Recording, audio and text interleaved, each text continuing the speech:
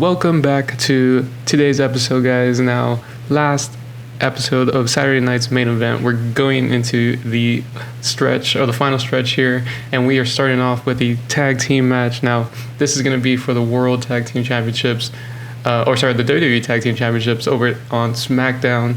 And this is going to be probably one of my favorite matches of the night, even though I've said that a couple of times.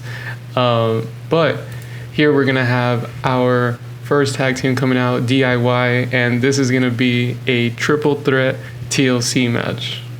And the next group that they will be facing off against is Fraxium, also from SmackDown. We have Axiom and Nathan Frazier, who haven't had a chance to win the titles, so this could be their chance to finally win championships on the main roster. As since being called up from NXT, they've just been like a tag team floating around on SmackDown. Let's see if they can showcase anything or why they were NXT champs for a while. And the last tag team we have coming out for the TLC match is gonna be the Street Profits. So a triple threat match between Street Profits, Nathan Frazier, and Axiom and DIY. It's gonna be really chaotic, and it's gonna be really interesting to see who comes out on top here, as I think the SmackDown tag team division is going to be one of the most fun divisions to watch in this series. And here we go. We are starting off right away, and it is just pandemonium here in the ring, as somehow Johnny Gargano already got thrown out the ring very quickly. And there goes, I think that was Montez Ford. Yes, I couldn't see it, but yeah, Montez Ford gets thrown out the ring, and now Angelo Dawkins and Tommaso Ciampa inside the ring, as Axiom already bringing in a ladder very quickly, and Tommaso Ciampa not allowing Axiom to even have a chance to put that ladder up to even attempt to get the titles. And I'm pretty sure this match is going to go for a while, because these are three teams that just do not stop moving. And right now we have Axiom and Street Profits in the ring, and then I think Johnny Gargano might be still on the floor outside, as it seems like Angelo Dawkins might be interested in using this table on the outside. And as I say that, we have Ciampa and Nathan Frazier inside the ring fighting it off, and now Johnny Gargano is back up. We're having a little bit of a quick tag team here of Gargano and Angelo Dawkins, but as I said, that Dawkins just turned quickly on Gargano, but Gargano counters Angelo's Dawkins attack. Tommaso Ciampa is the first one to set up a ladder inside the ring, as Nathan Frazier and him have been inside the ring for a while, fighting it off, as the other four competitors are on the outside. They're just trying to see who's the first to go through that table, as Tommaso Ciampa trying to get up for the championship, and he reaches and grabs it. He's the first person to even get close to it, but Nathan Frazier doesn't allow him to get anywhere near it, as now he pulled him straight down, gets him with a quick body slam there, and then Montez Ford with the airplane spin on the floor. And it seems like everyone's on a pretty even playing field so far. There's nobody with the hand up, but as I say that, Montez Ford hits a sort of rock bottom on Tommaso Ciampa, and I thought Montez Ford was about to jump to the outside to hit Axiom on the announce table, but luckily he did not. He just went for a jump on Nathan Frazier, as now he's putting the attack on Ciampa. Here we have the Street Profits inside the ring. As I say that, Nathan Frazier trying to go up, trying to get anywhere near to getting the title, but no chance there, as everyone was very quickly to get there and push the ladder aside, pushing him to the floor. Man, I'm not gonna lie, Johnny Gargano's been almost a non-factor in this match. Every time he gets back up, there's someone there to put him right back down. But he's back up, he's putting the force on Angelo Dawkins here on the outside. Here we have basically two triple threat matches occurring. We have Gargano, Axiom, and Angelo Dawkins on the outside, and we had Frazier, Tommaso, and Montez in the inside, but now it seems like everyone's going everywhere again. And Nathan Frazier with the chair out of nowhere from the corner hits Angelo Dawkins on the outside, and now Axiom with the Canadian Destroyer on I didn't see who that was, but he hit a Canadian Destroyer in the ring. Tommaso Ciampa is down and out in the corner. Gargano's joining him in the ring, and so is Montez Ford, as Nathan Frazier and Angelo Dawkins continue to put the force on each other right there in the corner. And Nathan Frazier hits a nice corkscrew, like brainbuster there. And he's going for a corner springboard, hits the moonsault on Johnny Gargano. And Fraxium seems to be getting a little bit of momentum here, as Nathan Frazier's putting the attack on everyone. But as I say that, Tommaso Ciampa throws Axiom to the ground, and Angelo Dawkins just throws a chair right at Tommaso Ciampa's face, and this is becoming a full-out brawl, as now we have our first person cut open, and of course it's Johnny Gargano who's been getting hit the most. And as everything's going on the outside, Nathan Frazier is going up for the title to see if he has a chance to get it, and he didn't even get, again, he didn't get close to it, as Montez Ford is quick to get there, but Axiom ready to help his friend, and he's now down, and Tommaso Ciampa back in the ring, and any little opportunity that a team has, it gets quickly closed as other teams quickly get into the ring. And right now we are back to having our 2 triple threat matches, one on the inside, one on the outside. Angelo Dawkins with the nice German or reverse German suplex there on the outside, and now we have only Montez and Tommaso Ciampa in the ring. Let's see, I think he's gonna go for the frog splash, and he hits it with a clean frog splash there, and Tommaso Ciampa rolls out the ring. And now Montez Ford has an opportunity here to finally have a chance, but he's not going for it right away, as he sees Axiom. Now he's going up to see if he has a chance to maybe win this for his team, and he beats the first level, but as he's trying to get anywhere close to it, Axiom pushes him to the side, and we have Tommaso Ciampa with a fairy tale ending right on the ladders, and that cuts up Axiom. That might be a bit for Axiom there on the outside, as Montez setting up for another frog splash. This time Tommaso does get the knees up. Now we have Tommaso and Montez in the corner, and we have everyone else on the outside. Johnny Gargano joins his teammate on the inside. Had a weird camera cut there. And Angelo Dawkins keeps just throwing Axiom all over the outside, as we have both DIY members just leaning on the corner turnbuckles. They seem gassed. I mean, everyone does. It's just non-stop as Johnny hits Montez with the knee strike right in the face. And now DIY has a little bit of momentum here as Angelo Dawkins comes into the ring. Let's see if he's going to help out his teammate. And now Nathan Frazier joins the crew, and he's cut open as well. I think that was a move by Tommaso. Now, Angelo Dawkins, just another day for him throwing Axiom all over the ring. Now it's Nathan Frazier. Johnny Gargano joined the ring, and he clotheslines Axiom to the outside. Angelo Dawkins is showing why he's the powerhouse of the Street Profits here, as he's just laying it on everyone. Another power slam. Now he has Nathan Frazier. Frazier's able to counter. Ciampa with the knee to Frazier's. And now we have Montez trying to take advantage, but Tommaso Ciampa sees it, and he hits him with the reverse DDT as Axiom is standing in the ring by himself. See what he does. He's going up top. Maybe he's going to try to hit a move. I think it was on Angelo Dawkins. Yes, it is. He's trying to get some revenge. He's going to go for a reverse crossbody. Wow. So simple, but I feel like I hadn't seen that in the game. And now Tommaso Ciampa just gets cut open with the running bulldog on the outside from Nathan Frazier. Now, I think Axiom setting up the Canadian Destroyer.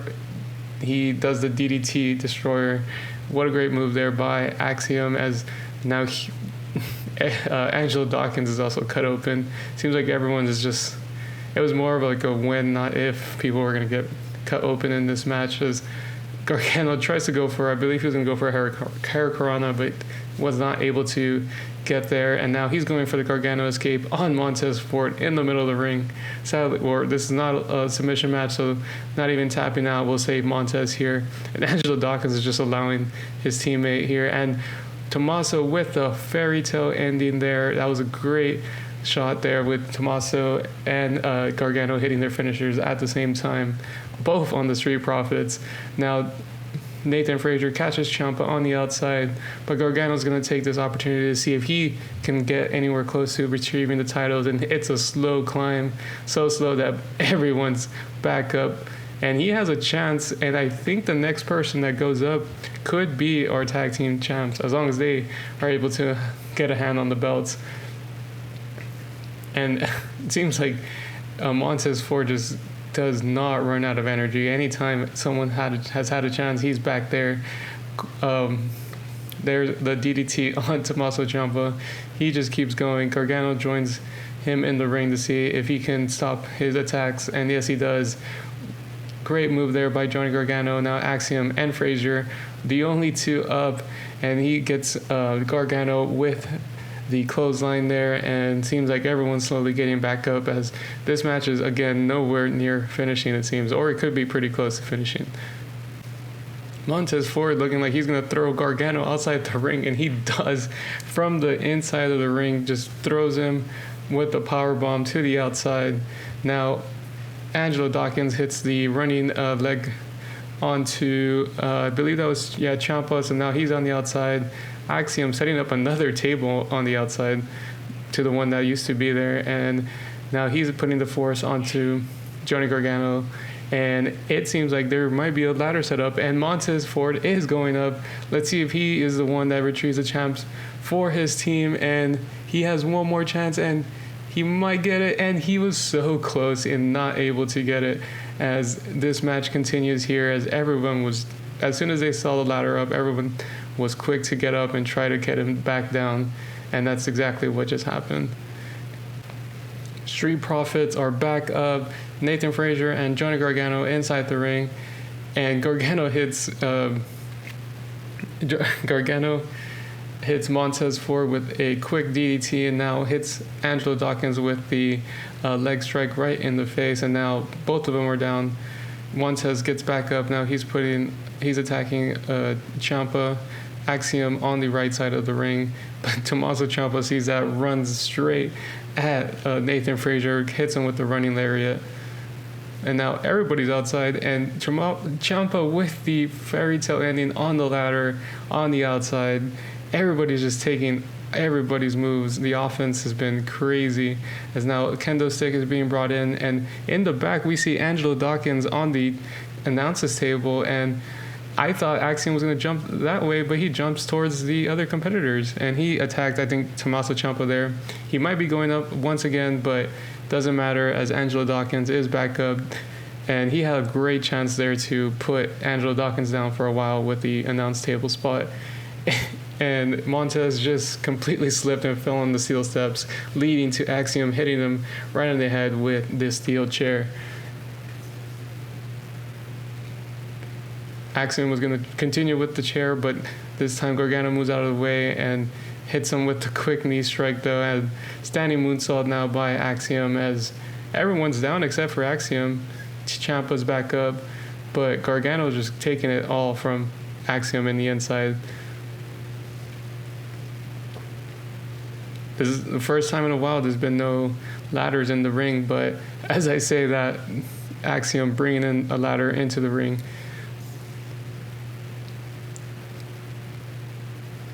This might be Johnny Gargano's chance here, as Nathan Frazier's down, Axiom is on the outside. He's low-key distracted by Angelo Dawkins. Dawkins hits him with the move, but Gargano just with the slowest climb. It seems like it's never ending.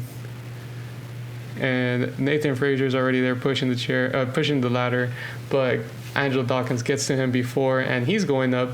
Dawkins has a great chance here, as Montez Ford he had a good chance, but Montez hits the ladder with the moonsault drop kick. I think he was only going for Ciampa, but in that move, he pushed Ciampa, which led to pushing the ladder down. I mean, that was a good opportunity for for the Street Profits, but Montez Ford kind of ruined it. And I think that was a jumping spear there from Gargano, and he's setting up another Gargano escape in the middle of the ring. Axiom getting hit by Johnny Gargano. Here we have everyone just going at it once again, this time all in the ring, and it is just complete nonstop. Nobody has had a chance to build momentum, and it's just been back and forth between all three teams as another move straight to the top of the head of Tommaso Ciampa there, as he's just been getting hit and hit.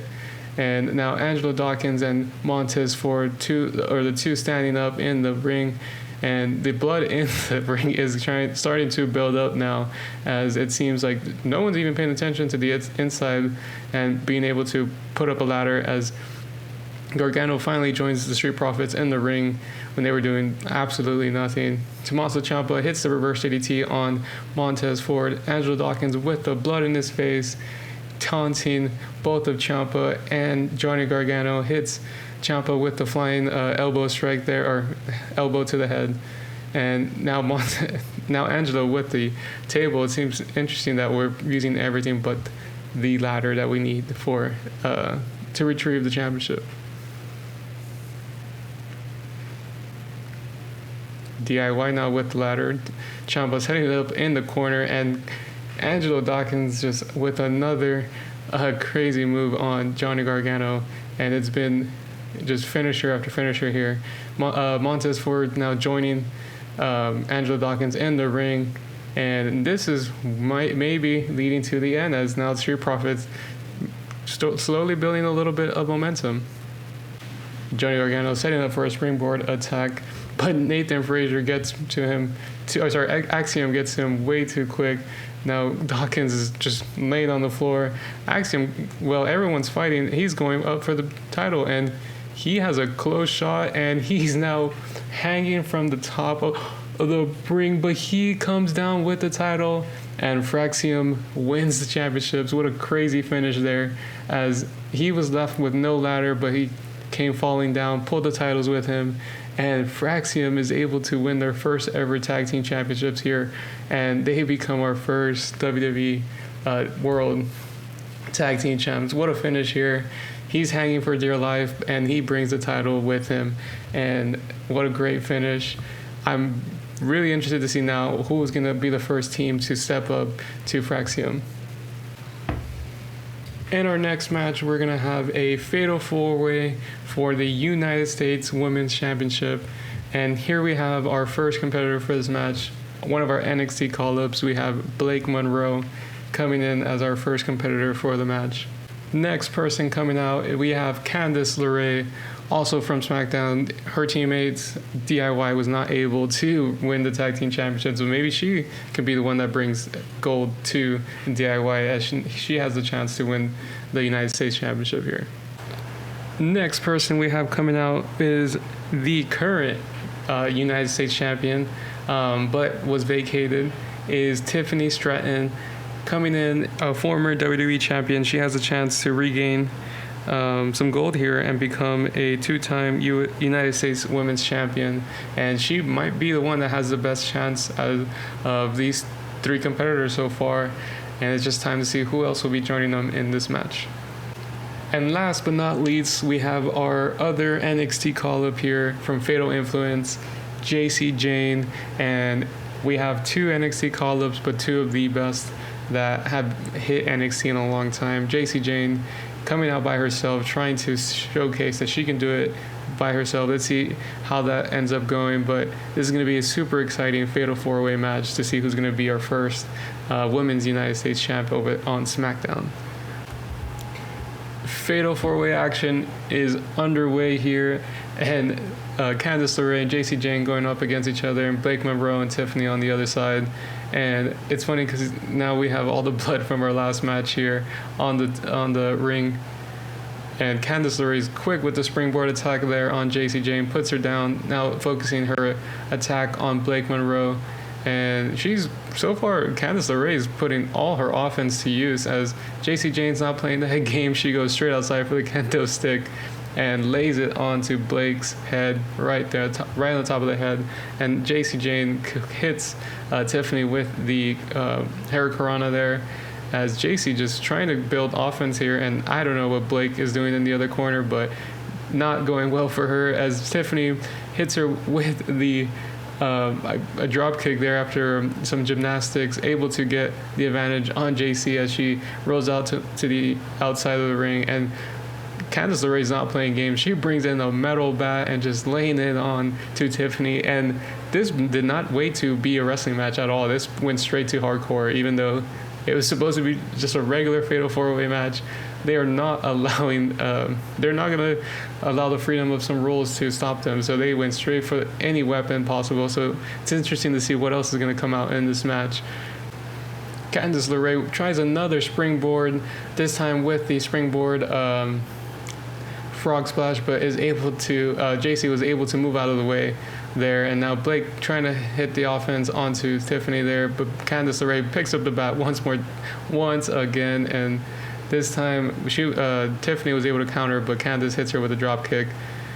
And everyone just keeps going at each other. It doesn't seem like anyone's picking a specific person. It's just whoever's in my way, that's who's going to be hit next. And Candice LeRae just continues with the offense here. She's not allowing the chance of she wants to bring a goal to DIY. She wants to be the reason that they have something to celebrate tonight, as they weren't able to win the tag team championships.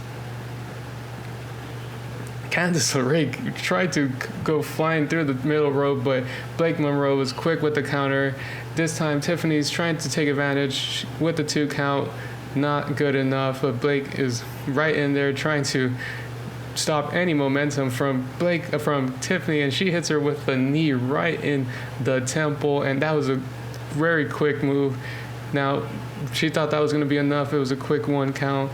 Candice LeRae and J.C. Jane just going at each other, and now Blake is bringing in a steel chair to see what she can do with that, and lays it right on J.C. Jane, as now J.C. is just getting hit by everyone, by everything. And I mean, it seems like Blake is doing like most of the work here. She's been doing all the offense on everyone. Tiffany on the outside, 2, and that was a close 3 count as this match continues. JC on the outside, she's already getting winded. Tiffany seems to be getting hit by everything, and JC with the crazy moonsault drop kick there. Blake Monroe didn't even see it, straight to the back. This time, she's now laying the offense onto Candice LeRae here. Tiffany tries to bring a sledgehammer, but Blake hits her with the code breaker quickly and doesn't allow her to use that at all. And Blake is continuing with the confidence of someone who's been on the main roster for a while, but this is her first main roster match, and she is taking advantage of everyone so far. Oh, Candice with using the ropes with the pin, but to no avail, as Candice was right there. Tiffany was right there. Let's see what Blake is doing. She's on the outside. She was going to go to the top, but JC was quick to stop her. And now she's attacking Tiffany. And then Candice now onto Blake Monroe. Like I said, just seems to be whoever's in whoever's way, that's who's going to be hit. Now Candice going to the top rope. Let's see what she's doing with the flying splash. But Blake was able to put the knees up. And just any time, like I said, Candice or anyone tries to build any momentum, Blake is there. But this time Tiffany hits her with a slam. And it was a quick 1 count, as Blake is not down yet.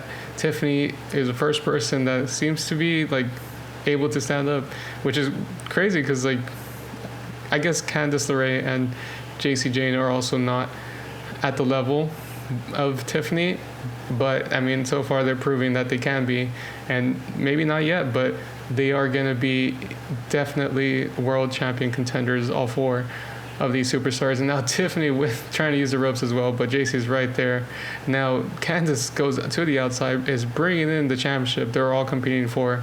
Let's see what she does, and just completely hits Tiffany right in the torso. And now I think that was Candice trying to go for a quick pinfall, but everybody's just quick to stop anybody getting a pin. This time, Tiffany is able to slam Candice right down the middle of the ring on the chair. Now JC's back up. Tiffany was going to use the chair, but she didn't get the chance to. Now JC throwing Tiffany to the side. And wow, JC with the nice body slam there. 1, and not even a 2 count, as Blake Monroe's quick to join the ring, and she hits JC with the spinning forearm there. And Candice seems to be enjoying it as she's on the outside taunting everyone, not worried. And Tiffany with the, I think that was I forgot what that move is called, but she hits Blake there, and now Candice tries to do another springboard attack, this time completely misses, and Blake is going to take advantage here, throwing her into the corner. Tiffany's stalking in the background. Blake senses it, turns around. Now let's see what Blake does on Tiffany, and she might be going for another knee right to the face, and yes, she does, but did Tiffany counter it? I think she did, as she was able to get right back up, and she's going for the Alabama slam here, hits it on Blake. That was a clean transition there from both of them, but as soon as she finished hitting that, Candice LeRae was quick to attack Tiffany. Now she's on the floor. The only person standing fully is Candice LeRae. She's going to go for the pinfall on JC, but she waited way too long. Now Tiffany's already back up, and she didn't get any chance to take advantage of that moment where everybody was down. Candice getting thrown into the corner. JC and Tiffany facing off against each other, seeing who is going to gain the advantage here. JC with the lariat there right to Tiffany in the middle of the ring, and Candice now with the sledgehammer, putting it to use, pinning Blake. Let's see how this goes. 1, 2, and that was the closest 3 that we've had so far, as Candice LeRae almost pulling the upset there, as she hasn't been the one doing most of the offense, but she was able to get a close pin there. She's trying to set up Blake there, but JC gets back up, and now she's putting the offense onto Candice LeRae, not allowing her to gain her momentum. And JC with the backbreaker right on the ropes there, as now Candice is down. JC and Tiffany facing off against each other. She hits her, tries to hit her with the running hip check, but Tiffany moves out of the way. And this time Candice just trying to do whatever she can to see if she can gain some advantage, but nothing there, as all 4 women are just going at it, and no one's had a chance to gain any sort of momentum. And because Blake had it at the beginning, but as everyone else leveled up and they got just as tired as her, or she got just as tired as everyone, it seemed like everybody was on an even field again. Blake with the corner springboard drop kick there, as JC goes for another hip check, misses it. Blake was trying to go for a pin, but Tiffany hits her right in the temple there, as JC continues the offense on Tiffany. Now we have JC and Candice, the only 2 up. Candice hits the running bulldog on JC Jane. Let's see how this continues here, as she's the only one up right now, and she's actually been pretty consistent here near the end of the match. Let's see who is going to win this match. And just as Candice was building that momentum, as I was saying, Tiffany coming in with the lariat right onto Candice there, as both Candice and JC are down and out in the ring. Blake Monroe on the outside, planning and stalking to see what she's going to do next. Hits Tiffany with the sling blade there. JC is on the outside, taunting, getting ready to hit her move onto Candice, and yes, she does. Let's see what Blake is going to hit on on Tiffany, my bad.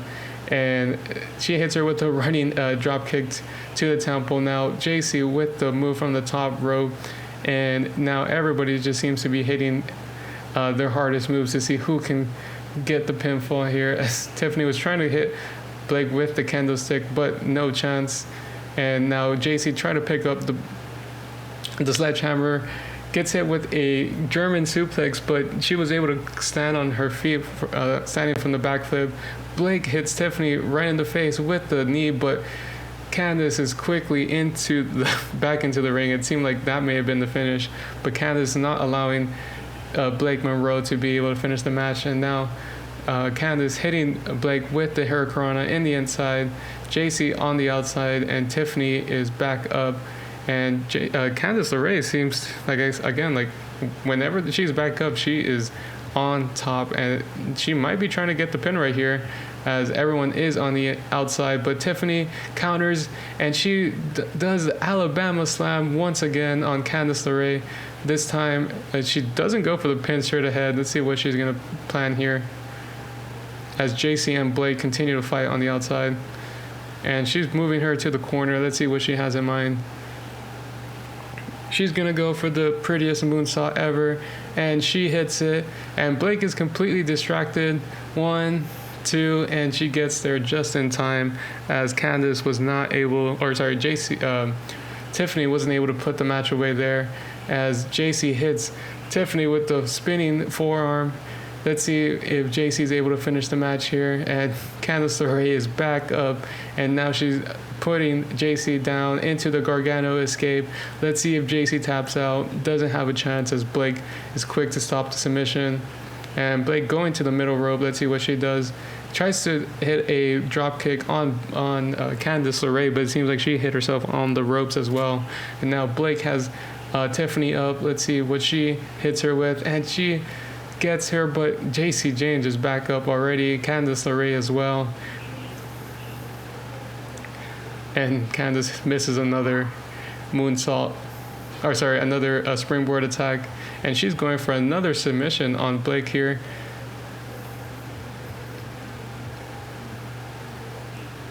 Oh, Candice with the pin. 1. Oh, didn't even get the 1 count. JC gets her right away. And now JC putting the attack on Candice LeRae. Let's see if this is near the end. She puts her in a pin. Tiffany's already coming back in. Doesn't even get a 1 count. Let's see what JC does here on Tiffany. Oh, she tried to hit her, but Tiffany moves out of the way just in time. And Tiffany might be setting up for one more prettiest moonsault ever, but JC is able to counter. And Candice LeRae in the back just looming with her sledgehammer. And here we have a count 2, 3 as Candice LeRae actually becomes our first United States Women's Champion. I had a feeling she definitely had a lot of grit in the beginning of the match, and she just kept going throughout. What an amazing, surprising win here as Candice LeRae is able to bring gold to DIY. I mean, I had a feeling she had that look on her face since the beginning, and now she's here. For our next match after our Women's United States Fatal 4-Way, that was crazy. We have another women's match. Now this is going to be, I feel like, just as fun, and it's going to be a bit of a rematch. And this will be for the WWE Women's Championship again on SmackDown. This is going to be, well, first coming out we have Jade Cargill. Didn't have the opportunity to become or to be champion for very long as she lost it at WrestleMania, but today she has the chance to regain that title, and it's going to be interesting to see if she's able to beat the person that she faces, a former friend or foe. And she will be facing off against her former friend Bianca Belair, and this is going to be a great match, just like the last two. I feel this is going to be a great opportunity to see who is going to lead the SmackDown division, and it's going to be either Bianca or Jade, and it's going to be really cool to see them finally have their rematch. And here we go, co-main event here, second to last match, Bianca versus Jade for the Women's Championship. Let's see who is able to regain, as both of them have won this title, so let's see who becomes a two-time champ here. And it seems like Bianca is taking advantage here in the beginning and just getting the hand up onto Jade as she is just beating her, throws her into the corner. Let's see what move she's planning here, and she might be doing a stretch on the outside. Oh no, dang, I've never seen that. What a interesting move there by Bianca. There was basically like a guillotine from the top. That was pretty interesting. I had also never seen that. As Jade is trying to pump up, build up some momentum, hits her with a punch. They're going back and forth. Let's see who gets the advantage.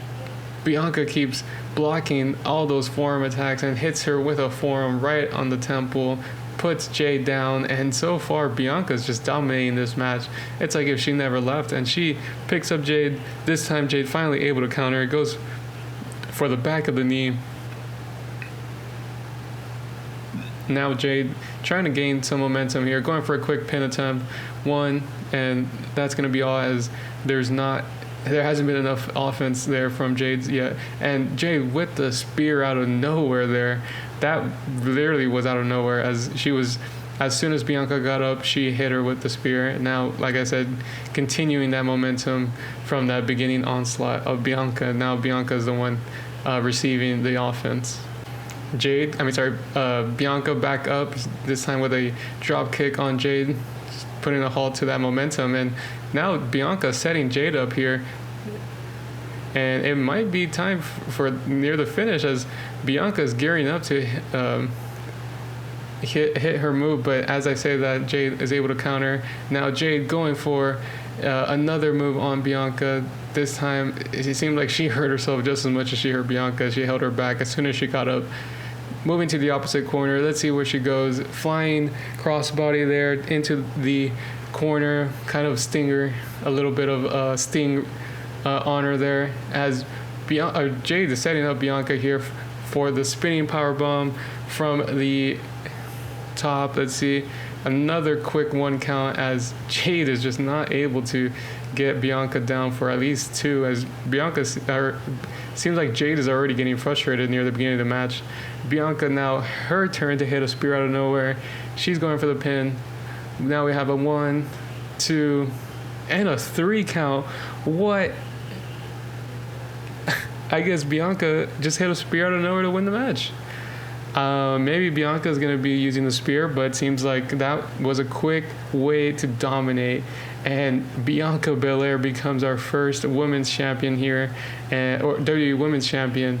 Wow, she completely dominated Jade there. It's going to be interesting to see now who steps up, because it doesn't feel like Jade deserves another chance here.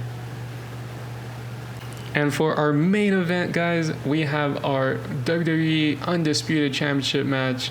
And the first person we have coming out is Drew McIntyre, a man who was champion, got taken his title got taken away with the reset, and now he wants an opportunity to regain that. He finally was able to win, and now it got quickly taken away. So he wants to prove that he deserves to be champion, and there's no other better person to face to prove that than his competitor. And here we have Seth Rollins going up against Mr. Drew McIntyre, and Seth Rollins has yet to win the WWE Undisputed Championship, so this might be his opportunity to win his first WWE Championship, Undisputed Championship here, as he has been WWE Champion, but he has not had the opportunity to be on SmackDown, and he is now focused 100% on being a one-time Undisputed Champion and defeating Drew McIntyre here tonight. And this is what it's all about. Main event time. Seth Rollins, Drew McIntyre for the WWE Undisputed Championship. Let's see how this goes. And Drew hits the lariat really quickly. Seth is already on the ground. Drew McIntyre, I'm pretty sure, is going to try to dominate this match, just like how the last match was with Bianca and Jade. But Seth not allowing it, as he counters, and now he has him in a fireman's carry. Hits him with a knee strike right to the gut in the middle of the ring. Seth, not allowing Drew to take advantage, so this is going to be a good back and forth. Now Drew with the counter, with the elbow strike right to the gut as well. Now with Seth with the elbow to the temple of Drew. Now they're going back and forth with the chops. Let's see who goes down, who stays up. Drew just hitting with all his force, you can tell. Now he's taunting Seth to hit him once again. Drew just continues with the chops. Now Seth with the taunt. Let's see who is going to be the one that goes down. One more chop, another chop, and this is just going to continue going, as no man wants to go down.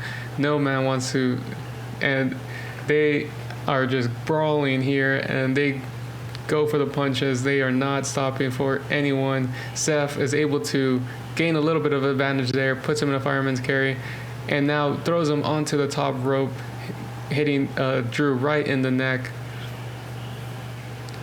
Now Drew rolls to the outside, trying to see if he can gain a breather there. And now Seth, he did not expect Drew to come back in and was taunting him in the corner, but he is not going to allow that to mess with him, and he counters very quickly. Seth continues with the momentum here, as now he's setting up for maybe a pedigree, and he hits a pedigree on Drew McIntyre. He might be setting up for the stomp already here. And this might be quickly. Wow, I did not expect this from this match either. Seth setting up for the stomp. Let's see if he's able to hit it. And he hits a clean stomp on Drew. Let's see if he's able to win. 1, 2, and Drew gets right up and kicks out at 2. Let's see now how this continues. Let's see if Seth is going to continue with the offense, or if Drew is going to try to maybe see what he can do. Maybe hit a Claymore out of nowhere, whatever he can do, because right now it seems like Seth is gaining advantage of the match, but Drew able to finally counter and hit him with a clothesline, and now laying the punches on him as Seth is just laying on the ground there. And Drew going for the pin. Here we have a 1, and Seth Rollins just kicks out like nothing, very quick to get up, hits him with the integrity there. Let's see what Seth has in mind as he's taunting Drew McIntyre once again. Maybe another pedigree, maybe another stomp, throws him to the outside. Let's see what he has in mind. And as he tries to punch Drew to the ground, Drew counters, finally able to get back inside the ring. Now Seth dragging him to the other side. Seems like he has something in mind with the ropes as he continues pushing Drew onto there. This time with the choke on the top rope. Seth Rollins just trying to use anything he can to win this match. Drew with the able to just withstand those punches and hits Seth with another punch. This time Seth is able to get out of the fireman's carry, and now with the kick straight to the temple. Seth is just not stopping with the offense. Anytime that Drew tries to gain advantage, Seth is right back at it, but now it's Drew with the elbow right to the temple from the corner. Seth was about to get hit, but lands on his feet. Nice backflip there. Now Seth Rollins has Drew up, and he hits him with a fall slam on the corner bottom turnbuckle. Drew hit his head. Now Drew with the slam onto Seth Rollins, and Drew McIntyre might be going for the Claymore here. Is he setting up in the corner? Nope, not yet, as he's going for more offense. Just going for a quick pin here. 1, and Seth just continues to kick out at 1, not allowing Drew to get even a 2 here. And that might have been a Claymore, not sure. Did he just hit a Claymore? 1, 2, and it might have been one, because Seth now was able to, Drew was now able to put Seth for a 2 count, but not enough yet, as like I said, Seth is just continuing to get back up. And Drew tries to hit another move, misses completely, and Seth is now going to try to take advantage the little time he has. Hits him with a simple suplex.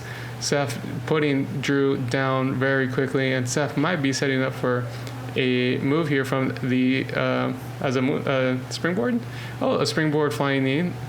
Great move there by Seth. Let's see if it's enough. 1, 2, and it looked like it was going to be enough, but Drew kicks out right before the 3 as this match continues. Seth starting to get a little frustrated here, as it seems like anything he does, it's not enough to put Drew down, facing the issues that a once familiar foe, Cody, encountered as well. And Seth with the stop once again. This might be enough. 1, 2, 3, as Seth freaking Rollins becomes a one-time undisputed champion, defeating Drew McIntyre here in our main event. Seth proving why he's the face of the company and why he deserves to be the WWE champion with that big WWE branding right on him. Great match here from both competitors. It's going to be just as exciting to see who's the first to step up against Seth. Great match here. I hope you guys enjoyed the pay-per-view. Subscribe, leave a like, and I'll see you guys next time.